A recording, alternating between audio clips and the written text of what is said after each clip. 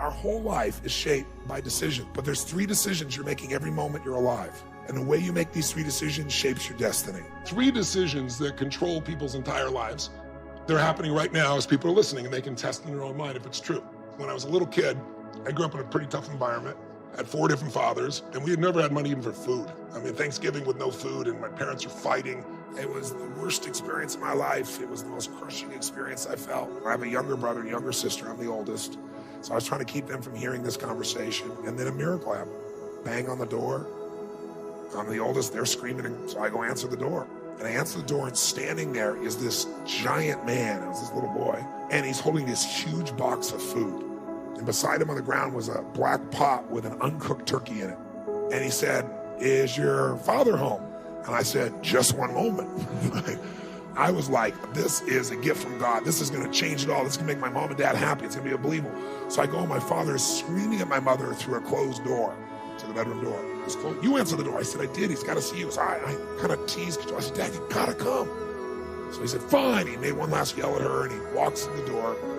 And I'm waiting there, just can't waiting to see his face. And my dad opens the door, and this man's standing there with this big box of food. And my father did not get happy. He looked at this man, and he raised his voice to him, and he said, "Look, we don't take charity." And then he took the door to slam it in the man's face. But the man was a good-sized man. He put his foot there and smacked his foot and bounced back over. He said, Sir, this is not charity. Everybody has tough times. Somebody knows you're having a tough time, and they want you to have a magical Thanksgiving. I'm just the delivery guy." He said, "Please take this." And my father said, "We don't take charity." He went to slam it again. And this time the guy put his shoulder against it so he couldn't do it. And then the guy said something that I'll never forget. Moments I wished he hadn't said, but he found a way to force my father. He's holding this thing, and he looked at me, and then he looked at my dad, and he said, "Don't make your family suffer because of your ego." Now my dad's level of energy increased, but he was also trapped. So he took the food, slammed it on our table, and slammed the door in the man's face, and everyone thanked him. And then I thought, years I figured out it. Our whole life is shaped by decisions. That's what we've talked about today, right? But there's 3 decisions you're making every moment you're alive. And the way you make these 3 decisions shapes your destiny. First decision we're all making every moment is, what are you going to focus on? I realized that my father's life and my life ended up very different because we made that day 3 decisions very differently. He decided to focus on the fact that he has not fed his family. If somebody is really stressed out, they're not stressed out for no reason. It's because they're focusing on something that makes them feel stressed.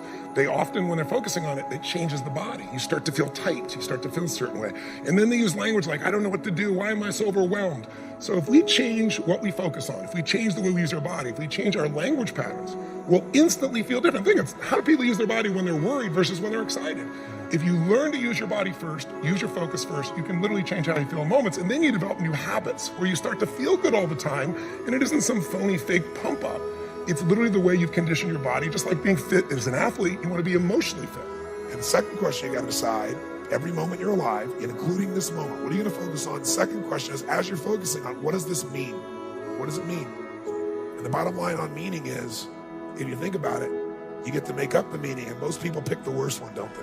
That day, my father decided to focus on the fact he hadn't fed his family, and I know what meaning he gave because he said it out loud over and over again, that he was worthless because he had not taken care of his family. The meaning creates your life. If you think, God is punishing you, that's why this is happening, which some people do, or God is challenging me, or is this a gift from God, or has it got nothing to do with God, I'm just a lazy bitch. So the meanings we select change how you feel instantly. And then the final, most important decision you make every moment you're alive, what am I going to do? What am I going to do? And I'll tell you what he decided to do. He decided to leave our family shortly thereafter. 3 years ago, he passed away. He died alone. Nobody wanted to be part of it. And my life turned out very different than him. I was the only one to go to his funeral. No one else in the family would go. And I can tell you, right before his death, he got the lesson because he looked at me and he said, "Son," he said, "I was a bastard. I didn't connect with anybody, and look what I'm dying of." But what changed my life was the meaning I gave it. I decided that day that what this means is that strangers care. And if strangers care about me and my family, I decided what I was going to do is I was going to care about strangers. And that completely changed my life. I promised myself someday I'd do well enough to do this for other families like was done for me.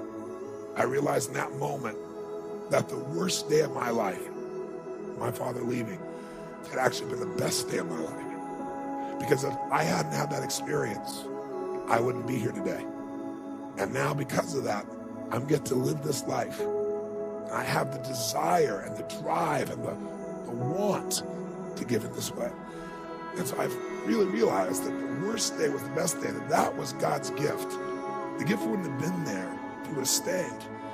I tell you the story for a couple of reasons. One is, if you want to change your life, figure out how your worst day was your best day. You'll change everything, because it is if you look for it. If you find the deeper meaning, it is. There's something in you that wouldn't be there without it. The most important decision you can make above any on the face of the earth is deciding that no matter what happens in your life, no matter what happens, you're going to live in a beautiful state. And what the hell does that mean? It means that you're not going to suffer.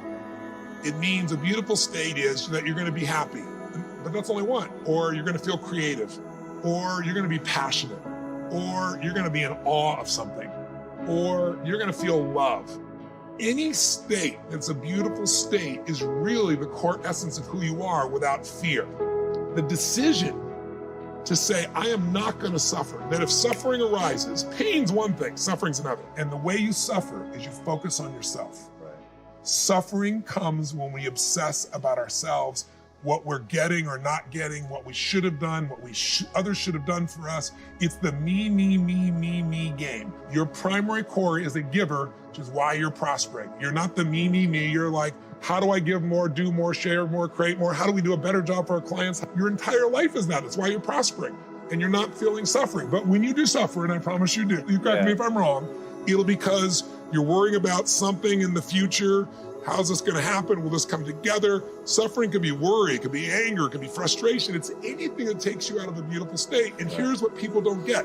You can end suffering by stop focusing on yourself and focus on something you want to serve greater than yourself. Your children, your wife, your mission, your life. You can get out of it in an instant because the nature of the human mind is to constantly compare things. Life is short. We don't know how short it's going to be. But if you only had a week to live, I bet you wouldn't allow yourself to suffer over a little crap that makes you crazy normally. I think you would probably spend time with those you love. You would do what you love. You'd take awe in a sunset. You'd smell the air. You would take in everything in those final moments that you possibly do. So my thing is, why wait? Right. Why wait? Why not just decide that if I start to suffer, I know the solution, because suffering is me obsessing about me. Here's history and one thought. Good times create weak people. Weak people create bad times. Bad times create strong people. Strong people create good times.